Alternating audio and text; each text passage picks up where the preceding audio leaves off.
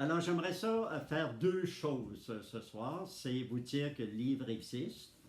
Si vous intéresse, comment aller le chercher. Deuxièmement, essayer d'établir une espèce de curiosité par rapport au livre. C'est comme un film. Je ne vous conterai pas le film. Vous n'aurez pas le plaisir de voir le film. Mais je vais juste vous donner quelques pistes. OK? En passant quelques pistes, le titre s'appelle « Qui m'a appelé ?» Et il y a cette belle chanson qui dit je vois les pas de Dieu, Vierge Marie. C'est avec toi dans nos vies, les pas de Dieu, Vierge Marie.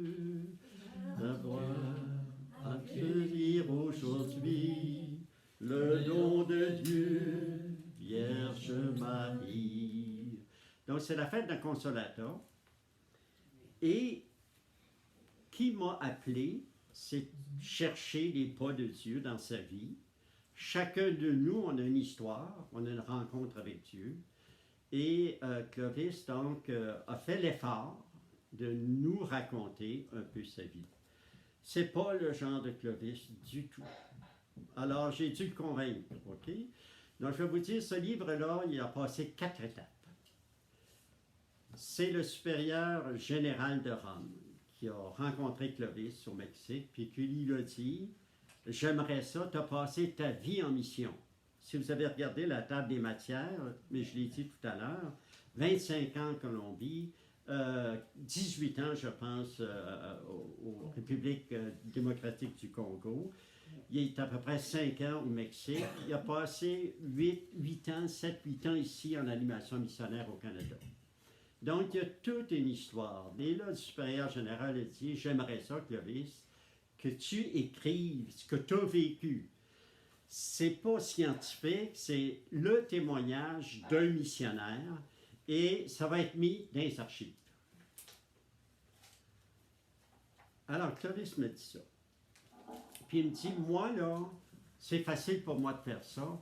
Quand j'ai été ordonné, puis quand je suis parti en mission, il y a un vieux missionnaire qui m'a donné un petit calepin noir qui rentre dans une poche, puis qui dit, tu prends en note les événements importants de ta vie, tes notes.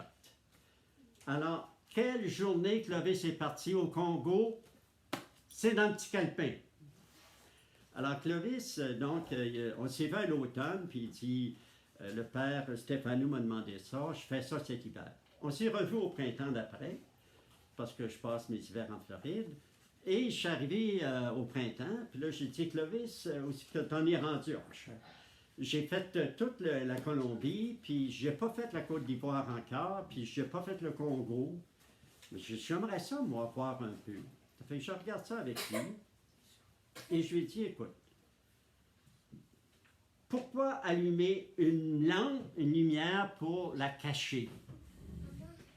Sous le boisseau, comme dit l'Évangile. Si tu allumes une lumière, tu es là pour qu'elle éclaire tout le monde. Alors j'ai dit à Clovis, il faudrait publier. Et en Floride, je fais partie d'un groupe qui s'appelle Écrire ses mémoires. J'ai des personnes âgées qui écrivent pour leurs petits-enfants leur vie. Comment ils ont vécu leur jeunesse, leurs parents, comment ils ont rencontré leur conjoint, conjointe, etc. Et on publie à compte d'auteur, ça veut dire 10 copies. Et il y a des enfants qui ont dit, grand-papa, c'est le plus beau cadeau que tu as pu nous faire. Hein, madame, si vous faites ça, c'est peut-être le plus beau cadeau que vous allez faire à vos petits-enfants. Racontez votre vie. Ils ont dit, tu peux nous laisser 1 000 $, 10 000 $ en héritage, ça vaut son prix d'âme.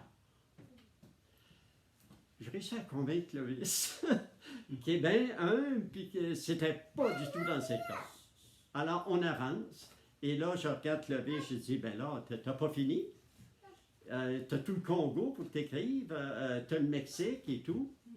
Donc, on était au printemps, il a travaillé durant l'été, et moi, chez moi, je l'ai invité 2 fois, en juin et en juillet, et j'ai fait 30 heures d'enregistrement.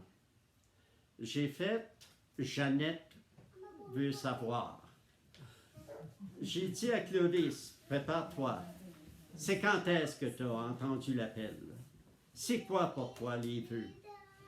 Pourquoi ci, pourquoi ça? OK? Donc, je l'ai mis au pied du mur et il me dit des choses, allez voir dans le livre, qui dit genre, j'ai jamais dit ça à personne. Donc, vous révélez des choses, j'ai jamais dit ça à personne. Donc, on est en train d'évoluer, puis ça avance cette affaire. Lui, moi, je travaille. À partir de ces 30 heures-là, je recoupe. On a fait ça au mois de juin, au mois de juillet. Et mon travail, ça a été d'aider à la rédaction de ce livre. OK? Bon, pauvre Clovis, là, il ne pensait pas qu'on allait s'embarquer autant. Et puis, on est presque rendu à la fin, puis je lui ai dit, mais moi, je peux imprimer à compte d'auteur, mais toi, Clovis, tu as peut-être besoin de la permission de ton supérieur. Hein? Est-ce qu'il y a besoin de... selon moi, il y a besoin d'un équilobstacle quelque part. Fait que j'ai dit, c'est le Père Stéphano, de ton supérieur général, dis-lui, envoie-lui une copie, et dis-lui, fais-nous en plus une préface. Ce que vous avez ici, le Père Stéphano a fait la préface de tout ça. Alors, on est presque, donc on a eu l'année de la COVID. Ça nous a permis de retarder d'une année puis de travailler. Clovis n'est pas venu au Canada, puis moi, je ne suis pas parti pour la Floride. Donc, on a travaillé tous les deux. Et je suis, l'automne dernier, en train de partir pour le Sud, et je suis prêt, moi, là, à publier 10 copies, 20 copies. Là, je vais quand même en parler avec Ghislaine Crête, qui est la responsable des communications, puis qui a publié beaucoup de livres ici pour le Hall. Là, Ghislaine, elle regarde ça, puis elle dit, je peux-tu avoir une copie de ton texte? Bon, je dis, Clovis, qu'est-ce que tu en penses? Ça veut lire, tu sais. Elle m'a dit, pourquoi faites ça à compte d'auteur? Pourquoi c'est pas la communauté qui prend ça en charge? Pourquoi? Bon. On ne savait pas que ça intéressait la communauté. Et pourquoi pas le Hall Notre-Dame, centre d'animation missionnaire. Elle dit, laisse-moi ça entre les mains. Une semaine après, elle avait la permission de Paolo, qui est supérieur régional, qui est à New York. Et on va financer, puis on va imprimer. Ça fait que là, on va l'imprimer peut-être un petit peu plus. Un petit peu plus, OK? Ghislaine a fait sa recherche. Elle appelle l'imprimerie qui est à Trois-Rivières. Ça, c'est l'imprimerie Marquis de Trois-Rivières. Et l'imprimerie dit, nous, on n'imprime pas en bas de 150 copies. Bien là, on a dit à Clovis, tes 10 copies, ben tu peux peut-être en prévoir d'autres. Fait que lui, il en a peut-être une quarantaine de copies qui s'est réservé sur les 150.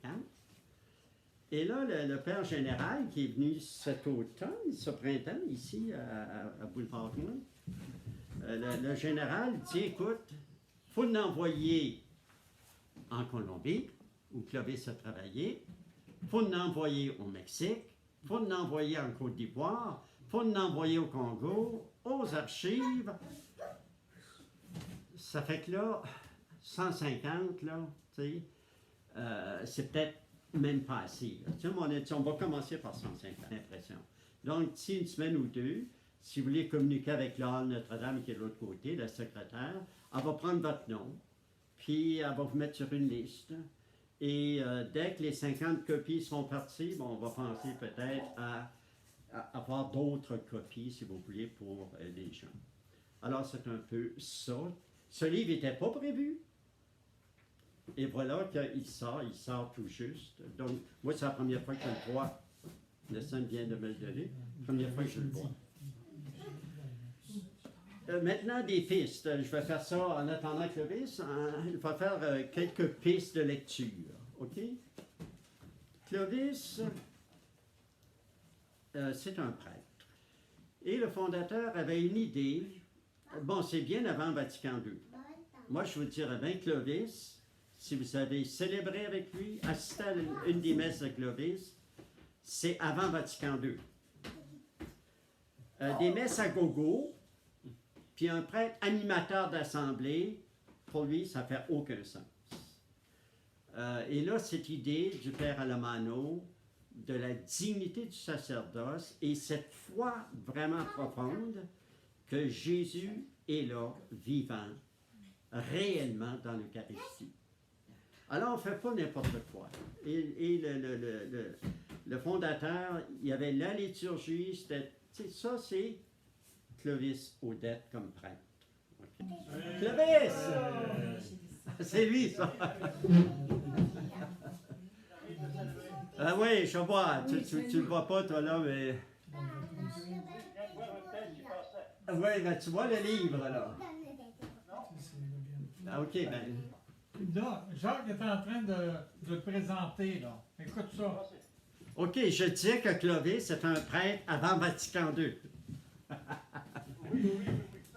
C'est peut-être...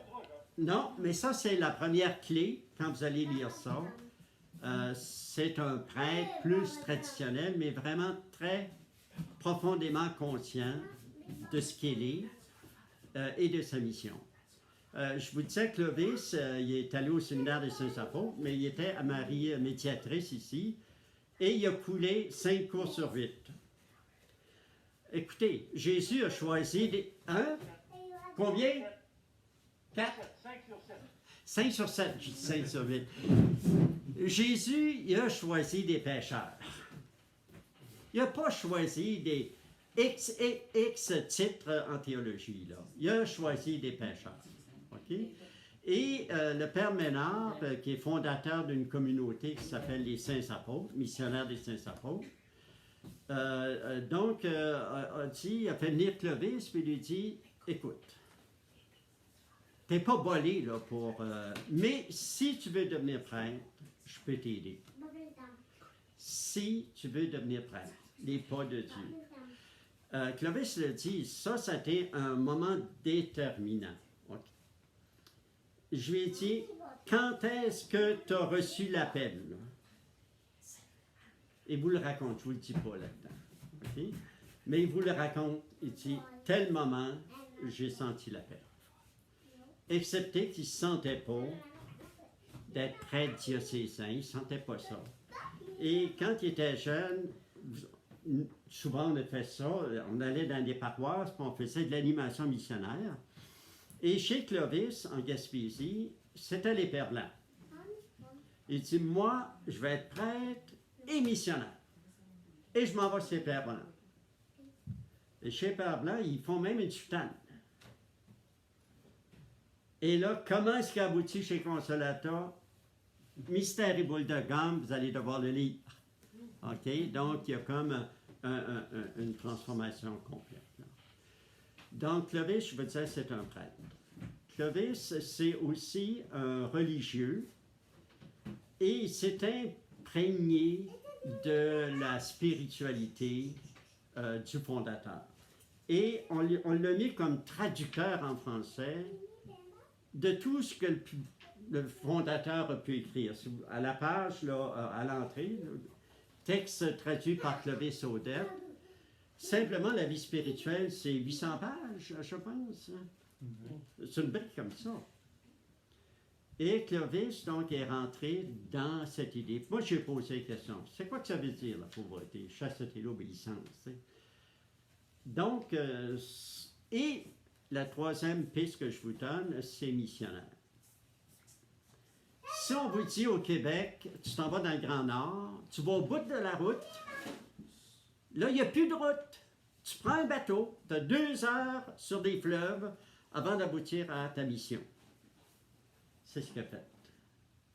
La Colombie, c'est grand. Bogota, c'est une belle ville, etc. Mais lui, il est allé là, dans le fin fond du Caqueta, puis Florencia. Il est allé dans le fin fond avec les Indiens, avec des orphelins. Donc, il a donné sa vie. Donc, il y a eu 3 périodes en Colombie. Il y a eu la partie, si vous voulez, de Villa Fatima, où il s'occupait d'orphelins. Il nourrissait 240 orphelins. Lui, le petit gars de Gaspésie, son père était un cultivateur. Il avait peut-être 5-6 vaches, je ne sais pas. Combien il y avait de vaches, ton père? Ben, au début, une dizaine. Il y en avait 500 là-bas. Il y avait une ferme. Et il prenait le cheval, il prenait une journée par mois pour aller faire le tour. Bon, pour vous dire, là, il s'est retrouvé dans des situations pas faciles dans la vie missionnaire. Avec Monseigneur Coniberti, il y a eu des problèmes avec l'armée. L'armée était trop proche. La Colombie, c'est violent. Il y avait des vendeurs de drogue. Il y a un des pères qui a été tué parce qu'on pensait, les gens pensaient qu'il espionnait pour la drogue. Dans les fleuves, sur les fleuves, il y a au moins 2 pères qui se sont noyés. Donc, il était dans une... Et Clovis, vous lirez dans le livre, il dit, la Consolator, le fondateur m'ont protégé. Ils l'ont protégé aussi au plan santé. Clovis, après les 5 premières années en Colombie, il s'est tapé un burn-out. Il voulait trop en faire. Il s'est tapé un burn-out, il est revenu ici. Et puis, il est retourné, si vous voulez, à Florentia, au séminaire de Florentia.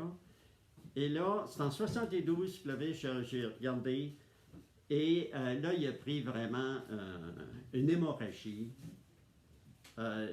On lui a donné l'extrême-onction. Il est rentré à l'hôpital. Monseigneur Coniberti était à ses côtés. Et là, on a dit, tu retournes au Québec. Là.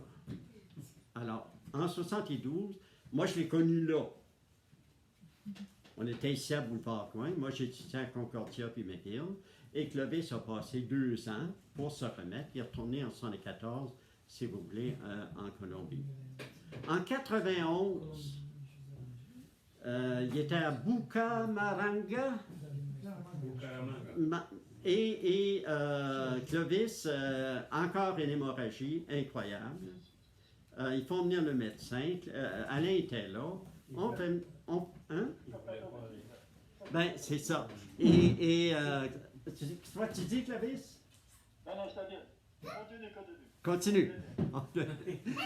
Et donc, là, on lui a dit, écoute, là, on va essayer de te stabiliser, puis retourne au Canada, là. Tu as des hémorragies, on ne sait pas les causes de ça, puis c'est dangereux, là. Il y a déjà, tu sais. Fait qu'il est revenu ici en 91, à Montréal, et il est arrivé à l'hôpital, ils ont fait les tests, et ils ont dit quoi? Ils ont dit, tu es un malade imaginaire. Tu n'as jamais eu d'hémorragie, c'est impossible. Moi, j'ai dit, Clovis, c'est un miracle. Écoute, si tu es mourant, tu as des hémorragies, il y a eu une transfusion de sang, et là, on vient à l'hôpital ici, puis on a dit, écoute, je pense que c'est un miracle. Des situations dangereuses. Quand tu es au Congo, il y a des guerres entre... Kinshasa, c'est la capitale, mais nos missions sont plus au nord. Et il y avait difficulté à faire acheminer de l'aide monétaire dans les missions. Alors, l'économe, à ce moment-là, dit, Clovis, il faut aller porter de l'argent aux missions. Oh oui, mais c'est très dangereux. Alors, il a fait la mule. On appelle ça une mule. Clovis, c'est une mule. Il est allé porter l'argent dans les missions, au risque de sa vie, parce que s'il était attrapé, etc. Donc, c'est un peu tout ça. Et je conclus. Après ça, je vais te laisser parler. Donc, j'ai parlé un peu de la mission, prêtre, religieux et missionnaire. Dernier point, c'est l'animation missionnaire. Puis je vous dis une seule chose. Il a passé à peu près combien d'années? 7-8 ans ici, hein? 7 ans. En animation. À peu près, oui. Et il disait toujours, je fais ça par obéissance. Alain, t'es comme ça, toi, là. Venir ici, là, tu ferais ça par obéissance. Oui, ça serait difficile. Ça serait difficile. Alors, c'est ce que Clovis vivait. C'était difficile. Il disait, moi, je suis là par obéissance. Et à un moment donné, Nelson l'a introduit, avec aussi Charles Larose. Il l'a introduit au R-Cube. ici dans le diocèse de Montréal. Et même lui a travaillé avec les R-Cubes après en Colombie. C'est quoi les R-Cubes? R, c'est aime Dieu, aime ton prochain comme toi-même. Première relation, c'est quoi ta relation à Dieu? C'est quoi la relation à ton prochain? Comme pour s'aimer soi-même. Comme toi-même, aime l'autre comme toi-même. Et dans le R-Cube, il y avait un abbé ici à Montréal, l'abbé Gassaille, qu'Alain connaît parce que il faisait tellement bien ça qu'ils l'ont nommé évêque du diocèse de Nicolette, c'est ton évêque. Et l'abbé Gassaille appelle le Clovis ici puis lui dit « J'ai de l'animation avec les filles, j'aimerais ça que tu viennes m'aider. » Clovis, il dit « Moi? » Je ne vous l'ai pas dit, mais Clovis, il bégaye. Il y a bien des défauts. Ça, c'est son plus petit. Non, ben, il bégaye. Donc là, il manque de confiance en lui-même. Et l'abbé Gassaille lui dit, Clovis, j'ai besoin d'aide, viens-t'en. Alors Clovis dit, OK, je vais y aller, une fin de semaine avec des animations de filles. Et le dimanche, les parents sont là. Et Clovis avait quelque chose de préparé, mais il était très stressé. Très stressé. Alors, l'abbé Gassaille le fait venir et dit « Arrête de stresser, parle-leur de toi, de ce que tu as vécu. Il y a tellement des jeunes qui sont fuckés, ils savent pas où ils vont. Toi, avec ton handicap, regarde ce que le bon Dieu a fait. C'est parle-leur de toi. » Et Clovis, si vous voulez, il dit, bon, ça m'a libéré. Et puis, Clovis, parle-leur de toi, nous sommes tous des handicapés. Pas de bégayer, handicapés. Est-ce qu'on croit? Est-ce qu'on espère? Est-ce qu'on croit vraiment l'Eucharistie? Est-ce qu'on aime? Moi, je regarde l'Église du Québec, tu dis, est-ce que les gens croient encore en la présence réelle? Pas évident, là. Tu sais. On est une Église un peu handicapée et on a tous besoin d'un témoignage comme celui de Clovis. C'est ce que vous allez voir dans ce livre. Alors je te donne l'information, Clovis. Non, OK. C'est que le livre, il n'est pas disponible actuellement. On ne sait pas encore les prix. Mais si vous êtes intéressé à le lire, donc il y a là, Hall Notre-Dame, vous appelez au Hall Notre-Dame. Là, moi, je filme aujourd'hui. Je vais vous donner les numéros de téléphone. Vous pouvez aussi appeler Ghislaine Crête. Et quand on aura fixé les prix, etc., on a un nombre limité de copies pour le grand public, quitte à en imprimer d'autres si la demande est grande. Sainte Thérèse d'Enfant Jésus, elle a écrit autobiographie. On lui a donné la tâche d'écrire sa vie. On ne pensait jamais que ça aurait ce succès. Sainte Thérèse est la patronne des missions. Elle a simplement écrit, elle, sa vie. Puis les gens ont été inspirés par sa vie. Donc, on pourrait être inspiré par Clovis, là. Clovis, tu nous regardes. J'écoute. C'est quoi que tu as à dire? Quoi que tu as à dire? Parle-nous un peu, là. Bon. Moi, c'est-à-dire, à un moment donné, le supérieur général m'avait demandé, Clovis, on m'a fait le tour du monde, ben, écoute, tu es un beau vagabond, tu devrais écrire quelque chose. Bon. J'avais commencé, mais j'ai eu la malchance de rencontrer Jacques Pelletier. Puis, bon, Jacques m'a beaucoup aidé à faire ce petit volume-là. Moi, le fond de l'histoire, c'est peut-être de remercier. Remercier, vous allez dire ça dans le petit livre-là. Bon, remercier ma famille d'abord. Bon, remercier pour une raison le Seigneur, la Consolata, Sainte Thérèse d'Enfant Jésus, patronne des missions. C'est surtout ça, je pense, que je dois remercier dans ma vie. Puis, je veux remercier aussi toutes les personnes. Pour des raisons, je n'ai pas nommé tout le monde là, dans ce petit volume-là. Absolument pas. Mais seulement, je dois remercier absolument toutes les personnes qui m'ont aidé à devenir prêtre, à devenir missionnaire. Parce que pour moi, c'est une chose très grande. Très, très grande. Aujourd'hui, justement, ici, tu viens de célébrer l'Eucharistie du jour de la fête de Dieu. Ici, on célébrait, aujourd'hui, on célébrait la fête de Dieu, du corps et du sang de Christ. Et justement, ça me fait penser encore à la grandeur du sacerdoce et la grandeur du baptême, partant au début du baptême, parce que chacun, comme je leur ai dit tantôt, à l'Eucharistie, chacun participe à l'Eucharistie. Donc, c'est une grande chose. C'est pour remercier tout le monde qui m'ont aidé. J'ai mis de même le titre qui m'appelle, parce que toutes les personnes qui m'ont aidé, m'ont rencontré, c'est eux autres qui m'ont appelé. J'ai simplement essayé de répondre. Donc, une réponse a été peut-être ce petit livre-là, grâce au courage de Jacques Pelletier et de Ghislaine Grec, peut-être aussi, qui ont beaucoup travaillé. Donc, c'est simplement ça, un remerciement à tout le monde, de ma famille en partant, puis ensuite du Seigneur, évidemment, mais ensuite de mes professeurs, tout ça, italiens, colombiens, compagnons aussi.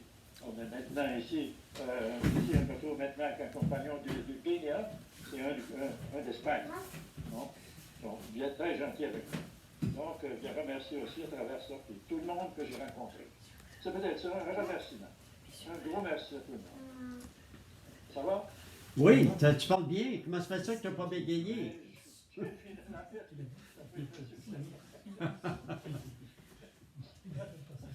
Ça dépend du moment. Tout ça en famille. C'est bien. Avez-vous des choses à demander à Clovis? On sait que le volume n'est pas très fort, mais...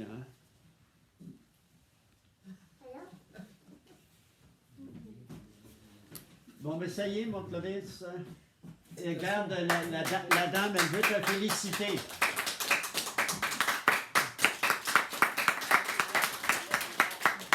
Vous êtes là, j'ai pas vu dans la communauté. Non, on est à peu près une vingtaine. Ah, c'est bien. Merci à tout le monde, félicitations et portez-vous bien. Merci beaucoup, Clovis. Merci bien. Chercher avec toi dans nos vies les